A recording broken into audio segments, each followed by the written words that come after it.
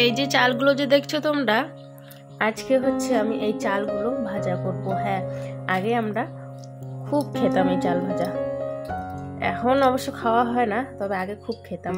এখানে একটু জলে ছিটিয়ে দিয়ে দিচ্ছি, আর হচ্ছে একটুখানি লবণ ছিটিয়ে দিয়ে দেবো, দিয়ে তারপর হচ্ছে ভালো করে মেখে নেব। আগে না আমরা এগুলো খুব খেতাম, এখন অবশ্য অতটা খাওয়া হয় না, তবে আজকে না খুব ইচ্ছে করছিল যে আজকে একটু চালটা ভাজা করে খাই। আর চাল ভাজা করে ছাতু বানিয়েও কিন্তু আগে আমরা খেতাম। আজকে চা দিয়ে চাল ভাজা খেতে ইচ্ছে করলো, তাই ভাবলাম চলো আজকে একটু চাল ভাজা করে নিই। চালগুলো ভালো করে মেখে নিয়েছি, আর এখন হচ্ছে কড়াই কিন্তু বসিয়ে দিয়েছি গ্যাসের উপরে, গ্যাস জ্বালিয়ে। আর দেখো এখানে কড়াইটা কিন্তু আমার বেশ ভালোই গরম হয়ে গেছে। এখন হচ্ছে অল্প একটু চাল আমি কড়াইয়ের মধ্যে দিয়ে দেব, আর বেশি গরম করেই না দিতে হয়, তাহলে বেশ ভালোভাবে আর কি ফুটে। যখন ফুটে না চালটা করে বেশ সুন্দর হয় খেতে, তাই জন্য বেশি করে কড়াইটা গরম করে নেওয়ার পর আস্তে আস্তে আর কি জাল দিয়ে চালটা ভাজা করে নিচ্ছি। আর আজকে হচ্ছে মেন কি বলতো, মেন সমস্যা হচ্ছে আজকে যে একটু চা খাবো, চার সাথে যে কি খাবো সেটা আর কি নেই ঘরে, আর সেরকম হাতে টাকাও ছিল না যে দোকানে গিয়ে কিছু নিয়ে আসবো। সেই জন্যই ভাবছি বাড়িতেই এই ব্যবস্থাই করে নিই, চার সাথে একটু চাল ভাজা আর কি খাবো। চালটা ভাজা হয়ে গেছে, আর এখন হচ্ছে আমি ওখানে একটু লবণ ছেটে আর তেল দিয়ে, সর্ষের তেল দিয়ে ভালো করে মেখে নিচ্ছি। এই তো রেডি হয়ে গেছে, চাও কিন্তু আমার ওই দিকে হওয়ার দিকে। তো চাটা হয়ে গেলেই খাওয়াটাও শুরু করে দেবো। আর প্রীতমের বাবা কিন্তু এখনও ওঠেনি, আমি একাই আগে চাটা খেয়ে নেবো, যখন ও উঠবে তখন ওকে গরম করে দিয়ে দেবো। শুভ সকাল বন্ধুরা, এখন বাজে 9টা, আর তোমাদেরকে সাথে নিয়ে ব্লগটা শুরু করলাম। আমার নতুন একটা ব্লগে তোমাদেরকে অনেক অনেক স্বাগত, আর আমার অনেক অনেক ভালোবাসা। চাটা খাওয়ার পর চানটাও করে নিয়েছি, আর হচ্ছে দেখো ওইদিকে ঠাকুরও কিন্তু দিয়ে দিয়েছি। আর এখন যাবো, চলো রান্নাঘরে রান্নাটা বসাবো। এখানে হচ্ছে দেখো প্রীতমের বাবা নিয়ে এসছে মুসুর ডাল, নিয়ে এসছে চিনি, আর ডিম এনেছে, আজকে ডিমই রান্না করব। আর এখানে জিরে, পাঁচফোড়ন এগুলো শেষ হয়ে গেছে, একদিন ধরে না এমনি রান্না করে করে খাচ্ছিলাম, তো আজকে না বলেছি না আনার জন্য আর কি, সেই জন্য নিয়ে এসছে। আর যে এখানে শুকনো লঙ্কা নিয়ে এসছে, লবণ এনেছে, তবে লবণ কিন্তু আছে কৌটোতে, এখন আর লবণটা আর কি ঢালবো না, পরে ঢালবো। চলো রান্নাটা বসিয়ে দিই, অনেকটাই দেরি হয়ে গেছে আর কি, সেই জন্য। আর চিনিগুলো না এখন তাড়াতাড়ি শেষ হয়ে যাচ্ছে আমাদের, কারণ হচ্ছে গোলা রুটিটা প্রচুর পরিমাণে খাওয়া হচ্ছে, সেই জন্য।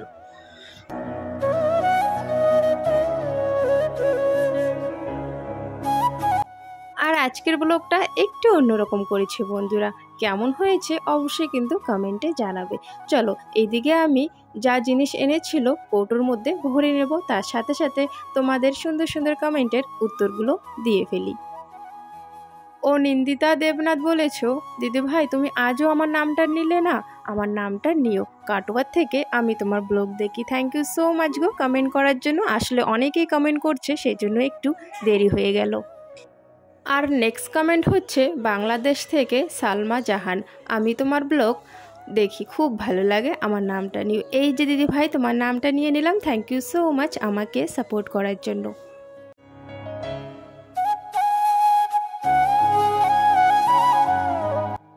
আর এই যে দেখছো বন্ধুরা, আমি যে কৌটোর মধ্যে সব কিছু ঢালছি, তার আগে কিন্তু আমি ওইদিকে গ্যাসে রান্নাটা বসিয়ে দিয়েছি, কারণ হচ্ছে সকালবেলা কাজ করতে করতে অনেকটাই দেরি হয়ে যায় রান্না বসানো। তো এখন যদি এগুলো আমি নিয়ে বসি একটু আরও দেরি হয়ে যাবে, সেই জন্যে ভাবলাম না আগে রান্নাটা বসিয়ে দেই, তারপরে হচ্ছে বসে বসে জায়গা মতো সব কিছু কৌটোতে ঢেলে নেই। আমারও ইচ্ছে করে জানো তো বন্ধুরা, আমারও খুব ইচ্ছে করে, অনেক রকমের সুন্দর সুন্দর ছোট বড় একই কালারের একই সেম আর কি কৌটো থাকে না, তো সেগুলো জিনিসের আমারও অনেক শখ, অনেক কিন্তু ইচ্ছে। তবে কি করব বলো, যেহেতু উনুনে রান্না করা হয়, তো উনুনে রান্না করলে না সেরকম শখের জিনিস না রান্নাঘরে রেখে লাভও নেই, কারণ হচ্ছে কিছুদিনের মধ্যেই নষ্ট হয়ে যাবে। আর আমাদের যা বুঝতেই পারছো, আমাদের যা আর কি আমরা যেরকম করে আর কি চলি, আমরা যেরকম আমাদের ইনকাম, তো সেরকমে যদি কিছুদিন পর পর জিনিস নষ্ট হয়ে যায়, নেক্সট টাইম কিন্তু কেনা খুবই অসুবিধা হয়ে যাবে, তাই না? সেই জন্য আর কি অনেক চিন্তা ভাবনা করে আমি আর সেই কৌটোগুলো কিনি না। আর ওইদিকে দেখো আমার ভাত হয়ে গেছে, ছেলেকে আমি ভাত দিয়ে দিলাম, আলু সেদ্ধ ভাত, যেহেতু ও এখনও তরকারি খেতে পারছে না সেই জন্য ওকে আলু সেদ্ধ ভাত দিয়ে দিলাম, আর সাথে একটা ডিমও দিয়ে দিয়েছি। আর আজকে হচ্ছে বন্ধুরা আমি রান্না করছি ডিম আলু দিয়ে, একটু ডিম ঝোল ঝোল করব, আর হচ্ছে কয়েকটা আম ছিল ছোট ছোট, সেই আমগুলো দিয়ে চাটনি করব। তো এগুলো দিয়ে হচ্ছে আজকে দুপুরের আমাদের খাওয়া দাওয়া। তো রান্না বান্না পুরো হয়ে গেছে, আর এখন হচ্ছে রান্নাঘরে এসে ভাতগুলো বেড়ে নিচ্ছি থালে থালে।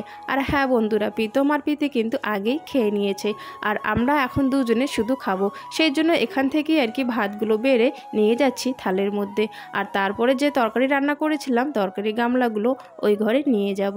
আর ওই ঘরে জানো তো সব কিছু রেডি করে এসেছি, জল বস্তা সব পেতে দিয়ে এসেছি, ওর বাবা কিন্তু বসে আসে খাওয়ার জন্য।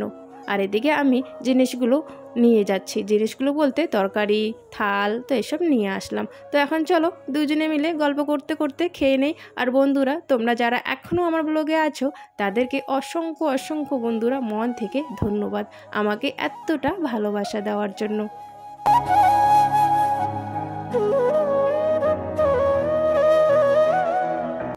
রান্নাবান্না করার সময় যা বাসন থাকে এমনিতে সবসময় বাসনগুলো কিন্তু আমি সময় মতো মেজে রাখি, তবে আজকে জানি না কি হয়েছে, আজকে আর মাজতে ইচ্ছে করছিল না। তাই ভাবলাম খাওয়া দাওয়ার পর যখন খাওয়া দাওয়া করবো আরও কিছু বাসন বের হবে, একসঙ্গে সব বাসন আর কি মেজে নেব। আর এই বলে যখন সমস্ত বাসন হয়ে যায় কলে পারে, কি বলবো, অনেক বাসন হয়ে যায় কলে পারে, তারপর হচ্ছে আমি রান্নাঘর থেকে আমাদের যে বাসন রাখার ঝুড়িটা আছে সেই ঝুড়িটা আর কি বের করে নিয়ে আসলাম। যেহেতু অনেক বাসন হয়ে গেছে, অনেকক্ষণ ধরে জমিয়ে রেখেছিলাম বাসন, কিছু কিছু করে অনেক হয়ে গেছে, সেই জন্য ভাবছি একসাথে আর কি টকরিতে করে নিয়ে যাই।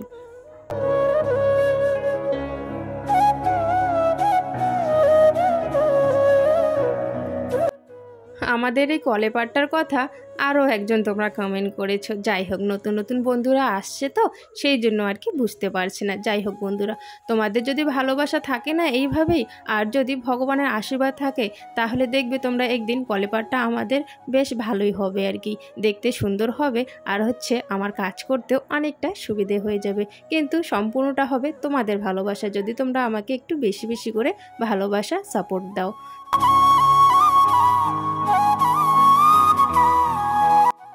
বাসন মাজা তো হয়ে গেছে, এখন হচ্ছে পুরো বাড়ির কাজটা এলোমেলো হয়ে পড়ে আছে। এলোমেলো বলতে পুরো উঠোনটা না একদম খারাপ লাগছিল, এমনিতে হাওয়াতে তো পাতা ভর্তি হয়ে আছেই, তারপরে হচ্ছে সাইডে ফাইডে আমাদের যে বারান্দার তারগুলো আছে না, সেখানে একটু একটু এখানে ওখানে আর কি জামা কাপড় ছড়িয়েছিল, তো সেটা দেখতে না একদমই ভালো লাগে না। কিন্তু তো বারান্দায়ও ছিল, বারান্দায় যে আমাদের উঠোনের তারটা সেখানেও কিছু জামা কাপড় ছিল, সেগুলো তো রেখে দিয়েছি বারান্দার তারে, কিন্তু আগে উঠোনটা ঝাড় দিয়ে নিচ্ছি, তারপর হচ্ছে বারান্দায় যে তোমরা এতগুলো কাপড় জামা দেখছো না, সেগুলো আমি পরে ভালো করে জায়গা মতো গুছিয়ে রাখবো। কারণ হচ্ছে এইভাবে পড়ে থাকলে না, কেউ যদি হঠাৎ করে একটা মানুষজন আসে বাড়িতে, একদমই কিন্তু ভালো লাগে না দেখবে। তো সেই জন্য আগে উঠোনটা ঝাড় দিয়ে নেই, তারপরে জামা কাপড়গুলো গুছিয়ে রেখে দেবো।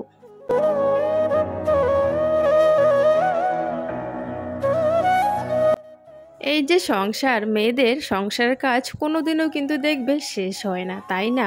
প্রত্যেক দিন ডেইলি রুটিনের সাথে কিন্তু আমরা সময় মতো এই সংসারের কাজগুলো করে থাকি, সাথে হচ্ছে যদি বাড়িতে ছোট বাচ্চা থাকে তাদেরকেও কিন্তু বেশ ভালোভাবে সামলিয়ে নিই। তো আমরা হচ্ছে নারী, আমরা কিন্তু সব পারি, তাই না বন্ধুরা? আর এইদিকে দেখো উঠোনটা আমাদের ফাঁকা, এখন গাড়িটা নেই, সেই জন্য উঠোনটা অনেকটাই বড় সড়ো লাগছে বন্ধুরা, তাই না? আর যদি টোটোটা আর কি থাকে উঠোনের মাঝখানে, তাহলে দেখবে আমাদের উঠোনটা একটুখানি হয়ে যায় দেখতে, তাই না? ওই যে সকালবেলা প্রীতমের বাবা বাজার গিয়েছিল, কিছু আর কি বাজার নিয়ে এসেছিলো না, তো তখন গাড়িটা বের করেছিল, আর গাড়িটা এখনও বাইরেই আছে, তবে উঠোনটা ঝাড় দেওয়ার পর সন্ধ্যের আগে আগে গাড়িটা ঢুকিয়ে নেবে।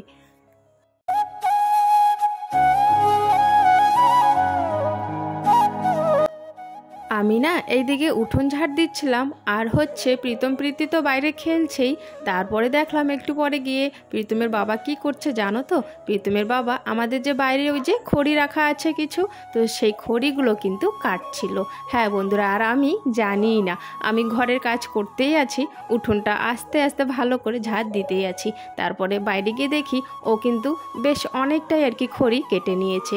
তারপরে আমাকে বলল যে এগুলো এখন ঘরে আর কি বাড়িতে নিয়ে যাই। তো অনেকটাই যেহেতু সন্দেহ হয়ে গেছিলো, তাই ভাবলাম, আমি আবার বললাম যে থাক, আজকে থাক কাঁচা, এগুলো তো কাঁচাই আছে, তো কালকে আর কি সকালবেলা নিয়ে আসবো। তো কালকে আর কি ওই খড়িগুলো নিয়ে আসা হবে, আজকে আর আনা হলো না। প্রীতম আর এইদিকে চলে এসছে, দেখো অনেকক্ষণ ধরে বায়না করছে। এই যে তোমরা যে দেখছিলে না একদিন সাইকেলটা আমি তালা লাগিয়ে রেখেছিলাম, তো বায়না করছে আমাকে আজকে একটুখানি দাও মা সাইকেল চালাতে, আজকে আমি খুব ভালোভাবেই সাইকেল চালাবো।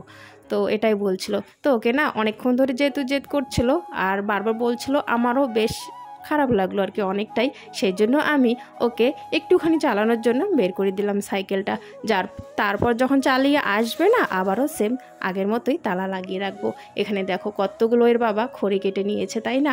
ওই সাইডের খড়িগুলো কাটে নেই, এই সাইডের আজকে ডালগুলো কাটা হয়েছে, আমাদের গাছের ডাল, তো এই খড়িগুলো আর কি কেটেছেও। আর এই খড়িগুলো আমরা পরে নিয়ে যাব কালকে। তো যাই হোক বন্ধুরা, আজকের ব্লগটা এতটুকুই, দেখা হচ্ছে আগামীকাল।